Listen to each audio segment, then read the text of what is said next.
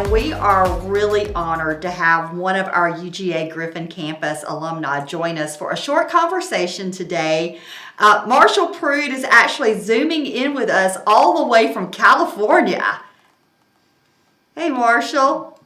And Miss Faye Chatman's here as well. And Miss Faye Chatman, I think you remember Marshall. I definitely remember Marshall. I remember the very first time he visited this campus with his biology class with Dr. Elizabeth Beckemeyer from Georgia Perimeter College. Really?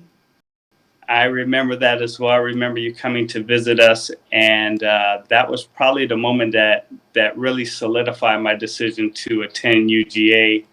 Was you coming, taking the time out to talk with us, and then, of course, visiting the campus. It just felt like home to me. So that was really what sold me on coming to UGA Griffin, was that visit to the campus. Because I was teetering over to Georgia Tech, but I was like, no, I think based on what I expected to get out of my education, the Griffin campus was going to provide that for me. So I think it's really cool that you mentioned that, because no joke, just before we came over here to talk with you, we were just on the phone with some individuals from another USG school in the state of Georgia, who very much feel that that bringing their students onto our campus is what their students need to see to experience and think about what the next step is. So it's really reassuring to hear that from someone who experienced it, and talking with that staff at another school. And they're coming. Starting in February, we're going to have very regular trips. So I'm glad to hear that was how you got here. Mm-hmm. yeah, the opportunities there at the Griffin campus are endless.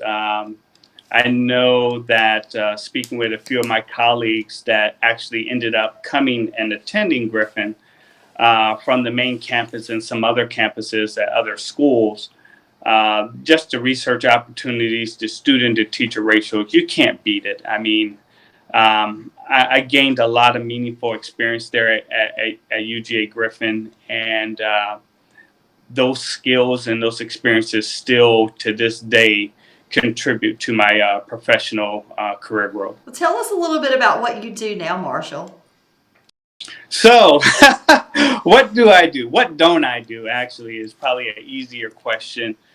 So, my path from UGA was a little non-traditional, but right now what I do is I'm a senior industrial hygienist. A lot of people don't know what that is, but it is a specialty that pretty much specializes in occupational environmental health and safety of individuals in the workplace. So just think OSHA, think EPA.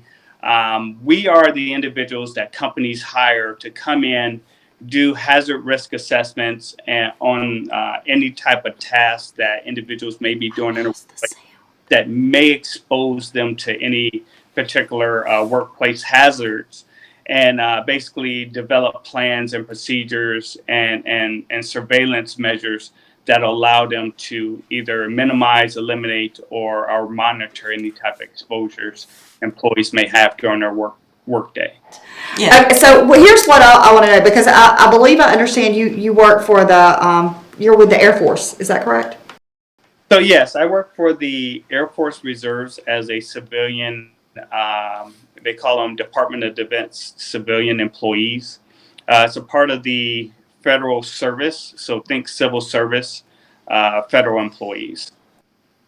So how do you manage to handle two really full-time careers at the same time? That and I know that has nothing to do with the degrees here necessarily, but I'm curious. Well, actually, because of my experiences there at UGA, I learned how to do and utilize time management very effectively.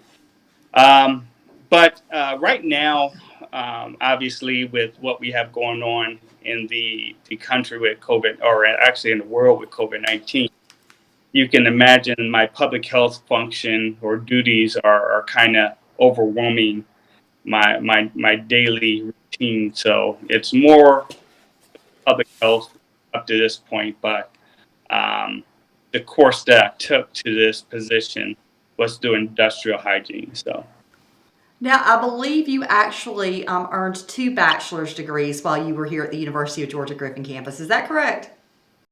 I did. I was a few credits short of three, so Oh yes. my.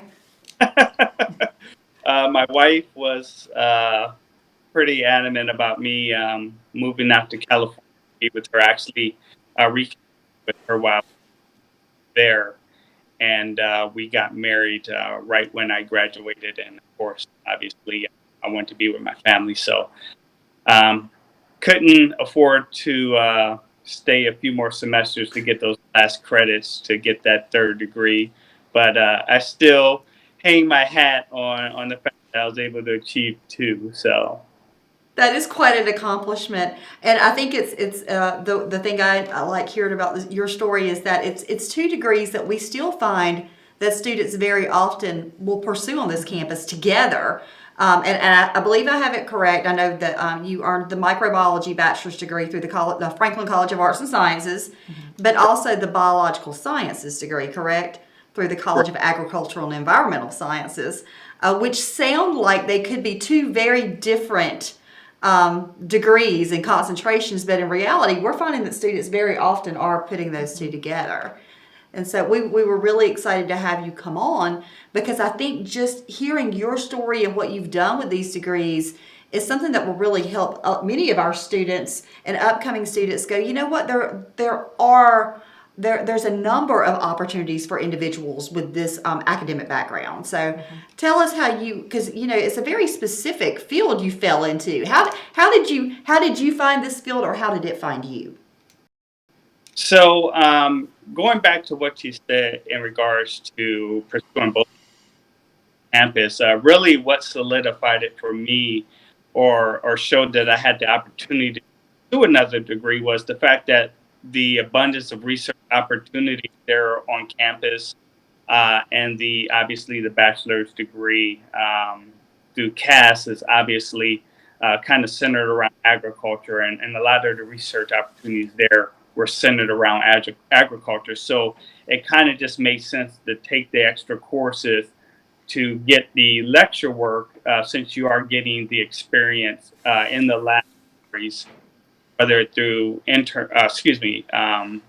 internships or through actual taking some directed study in the research department. So um, that's what really convinced it for me. But in terms of how those two degrees led me to what I do now, um, I remember Faye telling me that the microbiology degree is sort of like a Renaissance degree where you are literally the jack of all trades because it makes you take literature, it makes you take art, it makes you take mathematics, physics, earth sciences, language. It basically uh, makes you a conversation piece wherever you go because you're able to kind of sit down and interact with anyone basically and talk to any level in regards to maybe what interests them in particular. I find that very critical in my role because of what I do. I'm having to interact with individuals in different specialties. I could be interacting with engineers. I could be interacting with doctors. I could be interacting with administrators, and just being able to relate and be able to speak their language, and try to convey to them what it is that you need them to do to protect their employees. I found that the microbiology degree actually prepared me. Microbiology actually allows me to do that. Now, the CAS degree, just to take it a step further, it gives me that environmental piece that maybe I'm not getting from the microbiology degree, because of my understanding of how processes work in the environment. It actually kind of translate that OSHA part to the EPA. And really, when you think about OSHA and EPA, they kind of do the same thing, except OSHA does it for individual occupational health, so an individual's health, where EPA kind of does it for environmental health. But there's also another small piece in there that translate to public health. That's like drinking water standards and air quality standards and things like that that I'm also involved in. He's been quite a spokesperson right now, not only for the microbiology degree and the requirements of a Franklin degree. I think he just nailed all of that. Like you just need to capture that and reproduce that over and over again. But also the sort of the marriage of the biological science degree and the microbiology degree and the relevance for what you do and for what many other positions like yours would do. I think that's just a great way of putting it together. I want to ask you, because Dr. Margie Paz, who's a microbiology professor here, an amazing instructor, at least that's what I've heard so far from everybody. I wonder, having your experience with Dr. Margie Paz, if we had a student who was considering a microbiology degree, what are the true benefits of having Dr. Margie Paz as a professor? Well, I'll start out by saying this. All the professors, at least in my experience, and I've taken a lot, we're all excellent. But since you asked me about Dr. Paz, I'll speak to Dr. Paz because don't tell anyone. She was my favorite. We're not recording this. I took the majority of my coursework with her. And I would tell you this about Dr. Paz. A lot of times, not my experience at UGA, as you alluded to earlier, I did transfer into UGA as a junior, I believe. And some of my prior experiences, not just at my other institution I transferred from, but throughout my lifetime where I took courses, a lot of time it's about getting through the coursework just to check the box. And with Dr. Paz, it was more than that. It was, you can tell in the way that she presented the material. She's very passionate about what she does. She cares about the understanding of the students. She doesn't hesitate to explain it multiple times to maybe get students to view it in a different perspective. I think that's one of the advantages of UGA Griffin, where you have smaller class sizes, that the actual professor is able to see when the light bulb goes off in students versus just putting the material out there. And unless someone's going to ask a question, you take it that you've done a sufficient job in presenting that material.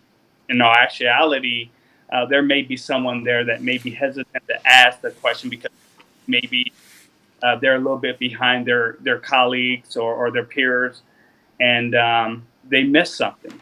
And I think Dr. Paz has a unique skill set in being able to recognize that, because I was one of those students that didn't always get it the first time. And she really takes the time out to make sure that you understand the material, and it shows.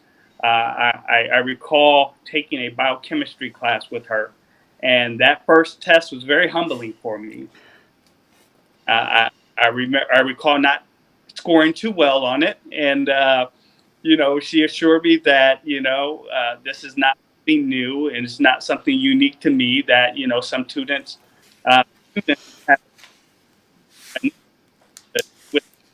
material, but by the end of the course, if they stay true to the process, they'll eventually come around. And I did. I ended up going from a very unhappy grade to a very happy grade by the semester. So she's definitely a professor that cares about her students and cares about them being able to understand the material. Because I still utilize that material to this day as an industrial hygienist. Biochemistry is a huge portion of what it is that I do, and my understanding of the biological processes in the body and how they interact with environmental external sources is critical, and how we prevent exposures in the workplace. Yeah, Marshall was chosen to be the student speaker at graduation. I don't know, do you recall that? I do. I remember I cried. Yes. And it was very strange to see a ex-Marine cry. But that was an incredible day. Tracy was there, and I think some other of your family members had come from, is it Ohio? to be Uh, there? North Carolina, yes, they came all around. I was actually one of the first of my siblings to actually graduate from college. So, And you probably remember this when your classmates found out that you were a retired Marine, they all came to me and said, "How old is he?" Because they thought you were one of them. But they had found out that I think you had a son in high school or college, and they were just stunned. And another thing that they often said about you, and you may have been aware of this, I remember one time I was with one of your classmates and you were walking across campus, and one of them looked at you and pointed at you and said, "That's who I want to be when I grow up." oh Wow. wow. So you were quite the role model when you were here in so many ways, in the classroom and out of the classrooms. And I think you were greatly respected, not just by your classmates, but by the staff here and your professors. And we are just immensely proud of you. Oh wow. Thank you very much for sharing that. Um, I do recall that, while I was in college, looking around, kind of uh, everyone around me was so young. Um, but I retired from the Marine Corps, like you mentioned earlier, and I was used to working and teaching and mentoring the younger individuals, and basically leading by example and setting a standard of doing more than the bare minimum. And I, I know my son. He tells me all the time that he really looked up to me. He actually started his freshman year in college when I was finishing up my senior Wow. year at UGA. The difference in study habits were very apparent. I was studying throughout the night. He would come home evenings. When he left, I was studying. When he came home, I was studying. Him, I study. I'm like, how are you getting these grades? And I think my experiences in the military and working with a bunch of younger personnel allowed me to connect with a lot of my colleagues, because let's face it, even though I was a retired Marine and many of these students that I was with in class were young enough to be my own children, they were my colleagues, they were my peers, and I treat them as such.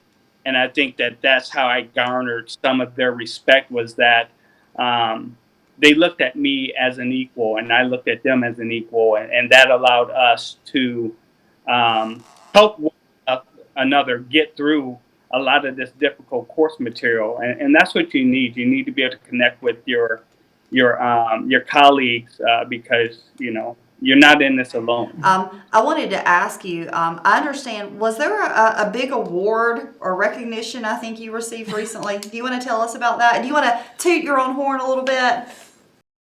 Actually, I don't, but I will. So it was actually a surprise to me. All of last year was a blur to me. It started out with the U.S. citizens being repatriated to the U.S. from Wuhan, China. And they actually came to our base, and I was one of the first people to greet them and try to establish some type of, I guess, uh, my role in that particular situation was to be the liaison between the base, the military base, and some of the external organizations like the CDC, the oh gosh, FEMA. I believe there was the U.S. Marshals, our local community, public health, their physicians, and their emergency management. So I played a really critical role in getting all those organizations to work together and be on the same sheet of music while they were on the base, utilizing our resources to sort of uh, repatriate these displaced U.S. citizens from China in the most organized and humane fashion as possible. So it started with that, and then it sort of translated into this huge global pandemic where everyone was impacted, and a lot of the lessons learned that we had early in those early stages, really we benefited from that over the course of that next year, particularly with the missions and some of the operations that we have on base, being able to keep that continuity and have very little drop off was critical. With very little information about coronavirus, we were left to our own devices in regards to how we kind of mitigate the hazards and exposures and transmission on the installation. My microbiology background actually benefited me in that particular process. Also, my industrial hygiene experience that I gained in regards to respiratory protection, things like that, and just understanding how organisms persist on certain surfaces, how they can be things like that. And that kind of helped us throughout that year until we were able to receive the construct of the vaccines. And then from there, we were able to, we needed to explain how vaccines work, how the body utilizes these vaccines. And then kind of rolled into um, my experiences there, the coursework that I took for microbiology and environmental science, how some of those theories and philosophies sort of laid the foundation for my understanding of how the virus actually works and how it's transmitted, how it can affect us through common touch surfaces and things like that. And so I transitioned all of that to the fact that I was invited to a banquet ceremony because from what I thought, I had submitted one of my personnel staffers for an award, and I was there to support them. And they ended up surprising me with the Civilian of the Year award uh, for all of the actions I had taken over the course of that trying year. Uh, Wow. so it was, Congratulations. Yes.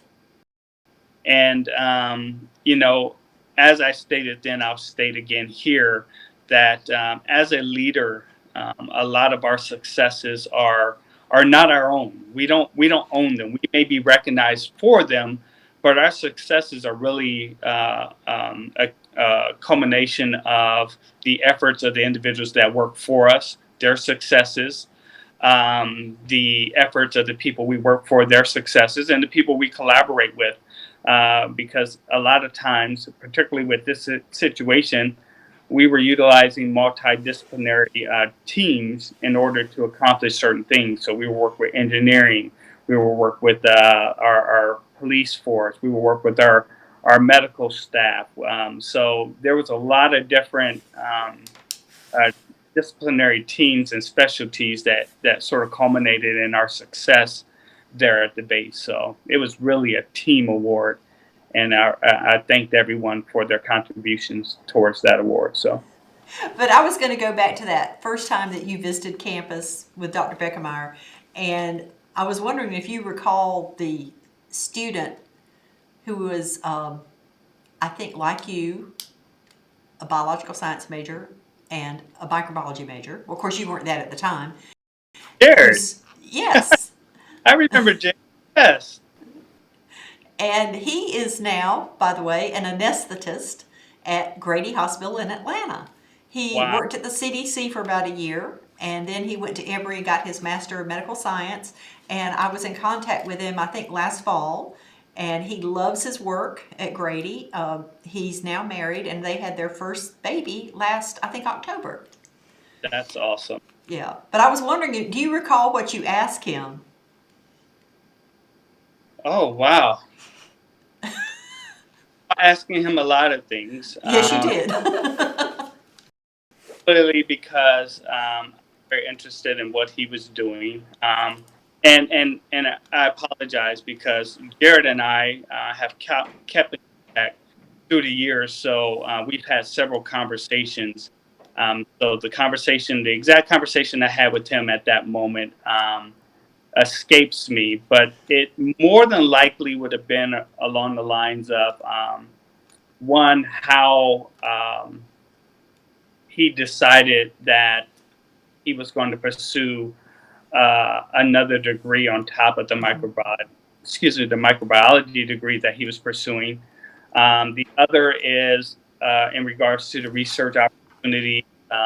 What sort of things help him choose between the plethora of research opportunities, because there's no shortage.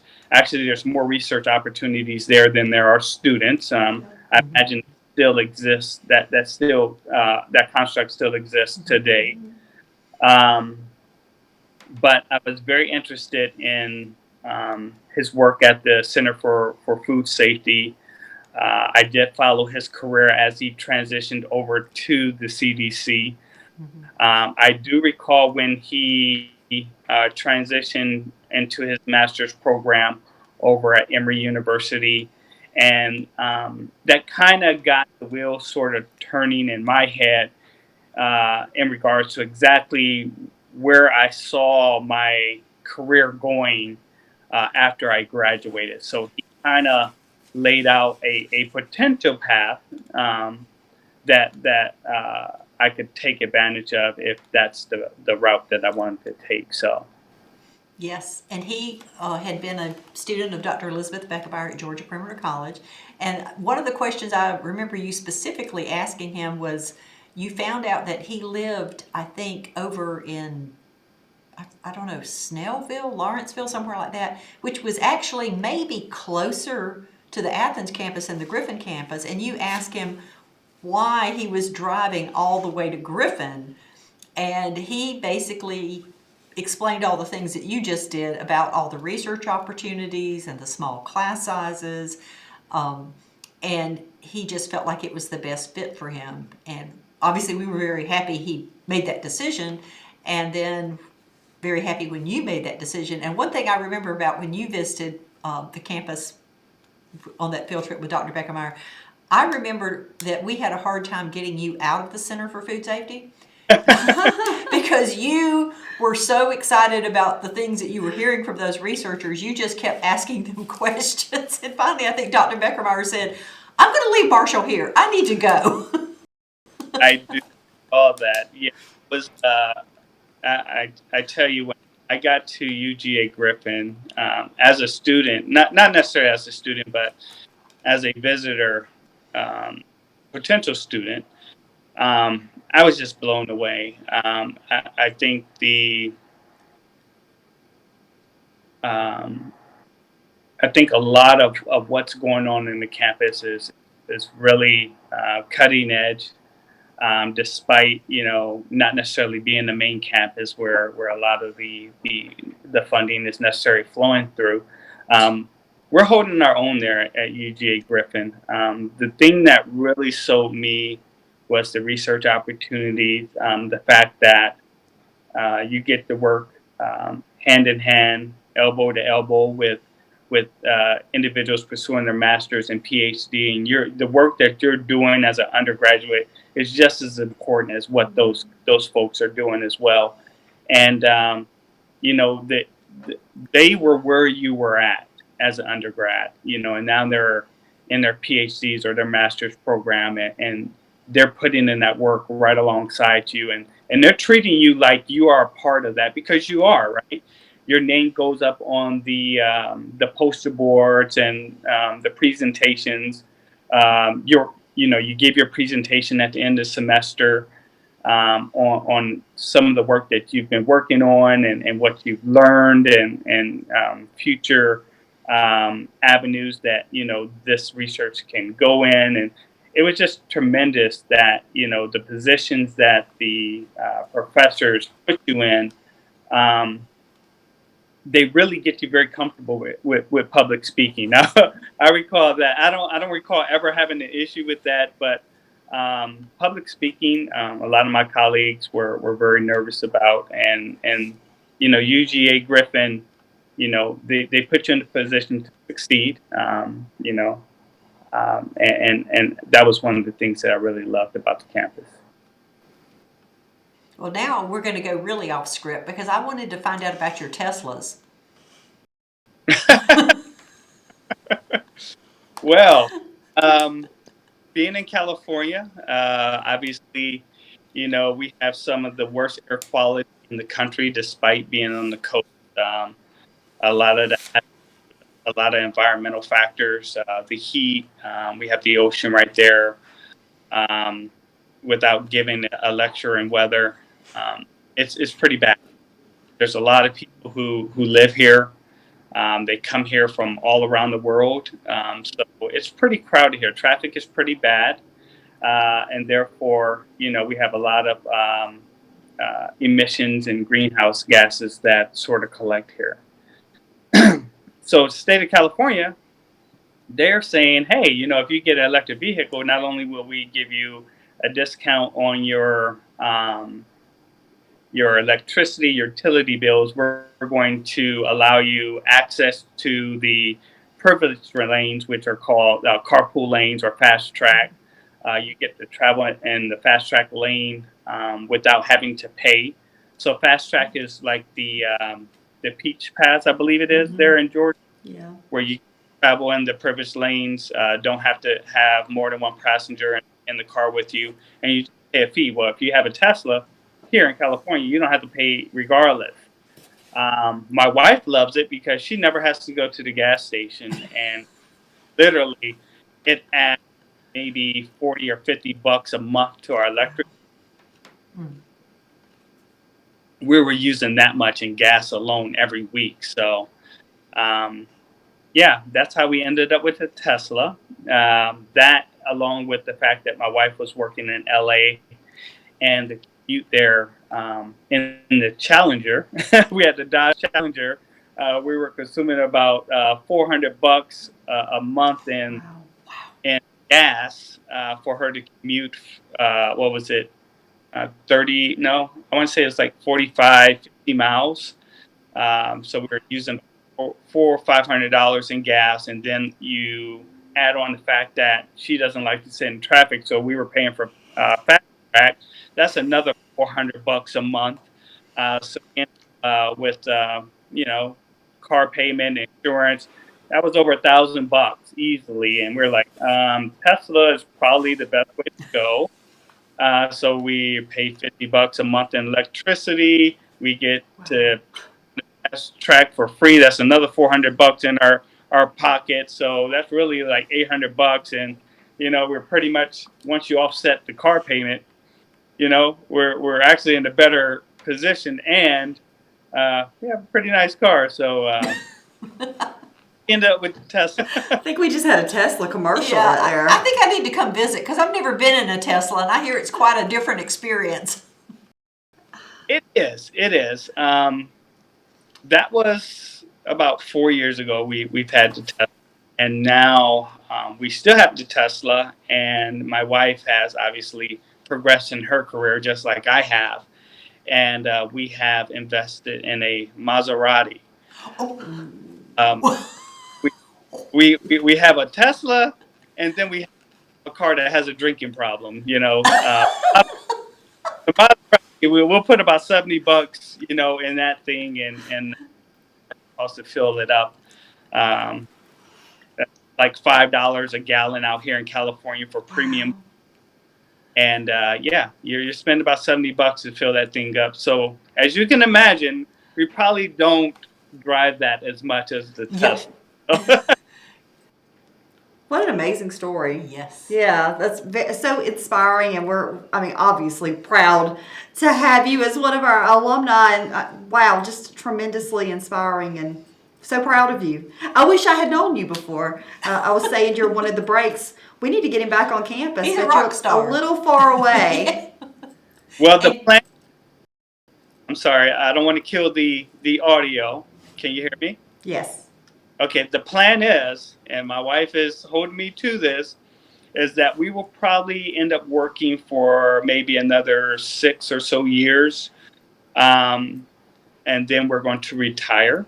One of the places that we are currently looking at purchasing a home is in Georgia. We do plan on retiring in the next few years, and we do plan on retiring in Georgia. So any opportunity to come back and be, the students there, I would love to do that. We are definitely going to hold you to that. Yes, indeed. But Thank you. we very much appreciate your doing this for us, and just great information to inspire current students and would-be students, and recent graduates too, I think, from these two programs. Just amazing information. So thank you so much, Marshall. And Yeah. congratulations. Yeah. Thank you. Let me leave you with this. I know I said this at the graduation, Faye. Louis Pasteur said that opportunity, those that are prepared, and that's how he discovered penicillin, right?